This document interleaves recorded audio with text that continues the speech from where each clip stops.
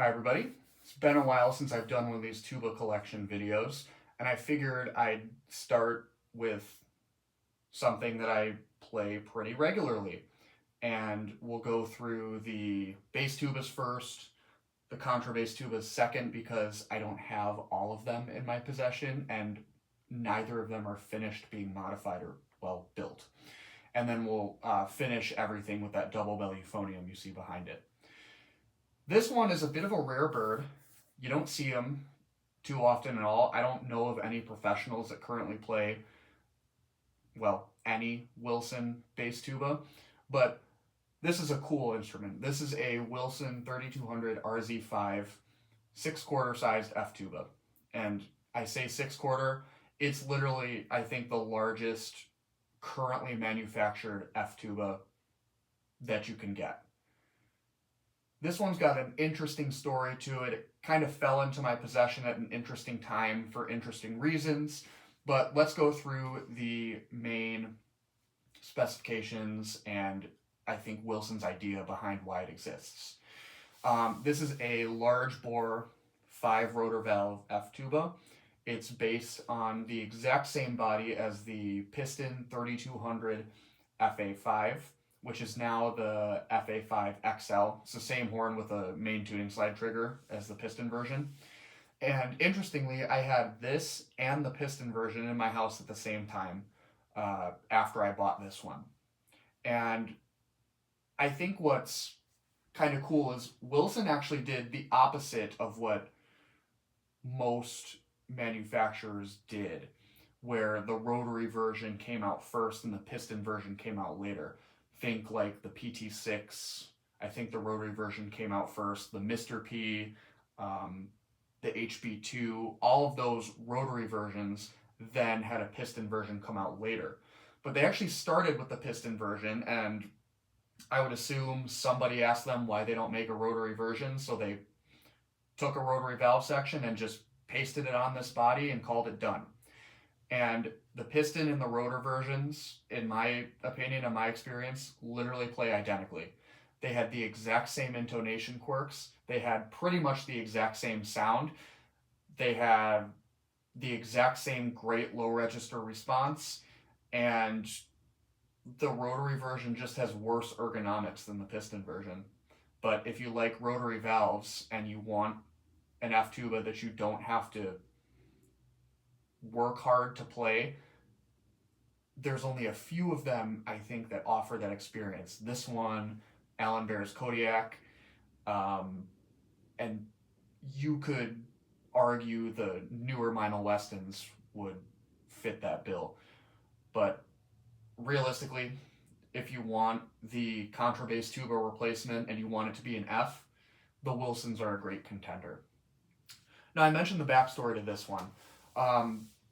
I saw it for sale maybe in 2022 or 2023 on Musical Chairs of all places, and I had already owned the piston version and was pretty well satisfied with it, but my curiosity got the best of me.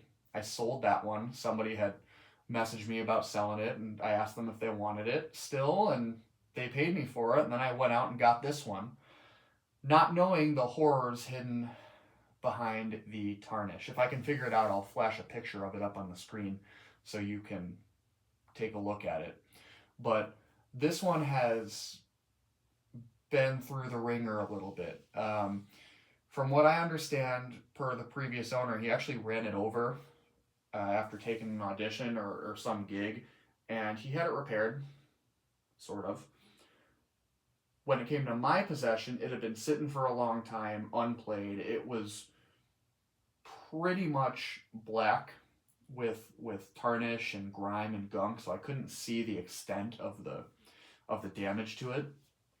But when I took it in for its first cleaning, my repairman mentioned to me that something was out of whack. Like the rotors had a bend in them, and that third slide right behind the valves was bent way forward, and you can still kind of see the fifth rotor runners. They're also bent out of whack. But, you know, it's one of those things like, did the horn play fine? Well, Yeah, mostly, but it wasn't at the potential that it could be and should be. So I opted to have the thing fully taken down, reassembled, resoldered, and essentially rebuilt. Uh, as far as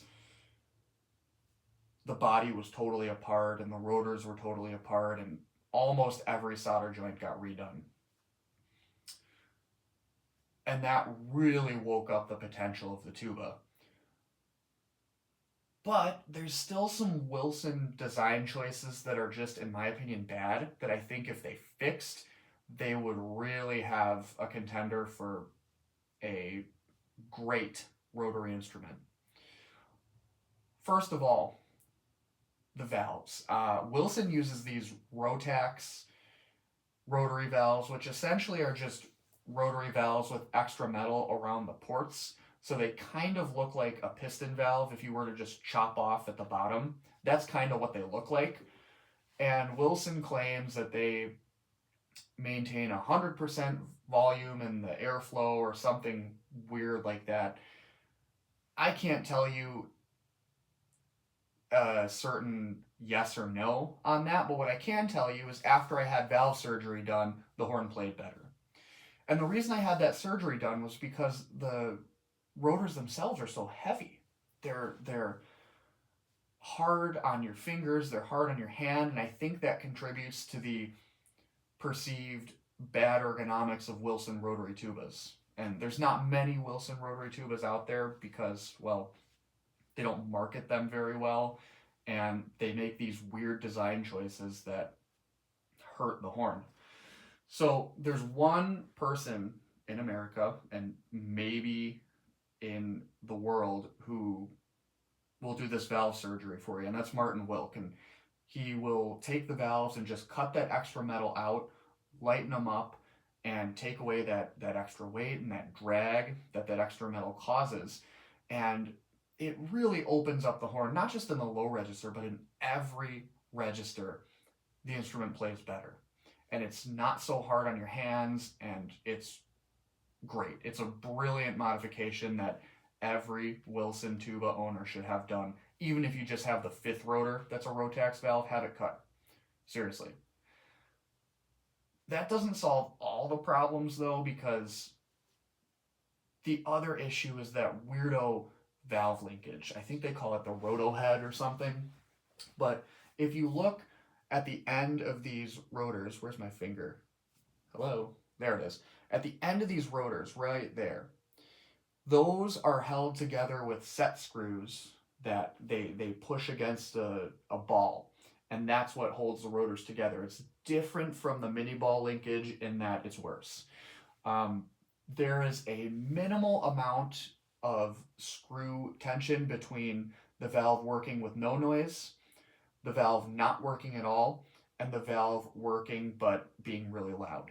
And the only solution to that really is to pack them full of grease every time you have the horn apart, or you replace the linkage. I haven't done that yet. It's on my list of things, but when you do that, the linkage will quiet down, everything will articulate better, and it will just be better.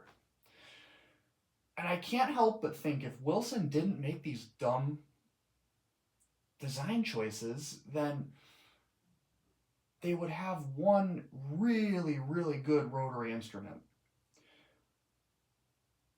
The other thing is, and the Meinl Weston rotary E flat actually shares this problem too, and even their 2260, their rotary F, the valve section's mounted really high, and for some people, that's uncomfortable on your hand.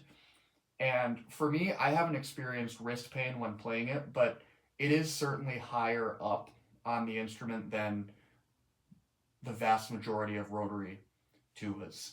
Even their rotary 3050, their rotary 3100, that big B flat that maybe 2 people, 3 people in the world have, they're all mounted really high. And that also, combined with the extra weight of the valves, combined with if your tuba has the fifth over on this side, not over there, that's going to contribute to your perceived ergonomic issues of the instrument. Lucky for me, the fifth valve is actually operated with the left hand. It's a little bit low for me. I tend to want to hold the tuba like up there, so I would want this moved way up here. But at the end of the day, like, it's fine. You know, if Willson were to fix these things, they could even leave the valve set where it is and just change the linkage, put normal rotors in them, and move the fifth valve a touch higher up. They would have a real winner in a rotary F tuba. But mine is a little bit of a special case. I'm still not done with it. I have some replacement parts to fix these awkward tubes that were crushed in the back. I also have a new style thumb ring for it because when we fixed this third slide, the fixed thumb ring, it didn't have enough space to be mounted where it used to be. And I have all those parts. I'm just waiting on some other projects to be finished because I don't play this one as much as the others. But it's a good instrument. It's a rare instrument. I can't see myself getting rid of it, even with acquiring that new E-flat tuba that I posted in my cleaning video. This one is just, it's really good. It's not just really good for an F tuba, it's a good tuba. I really enjoy playing it, and it just needs a little bit more love to get it finally to that next level. But that's it.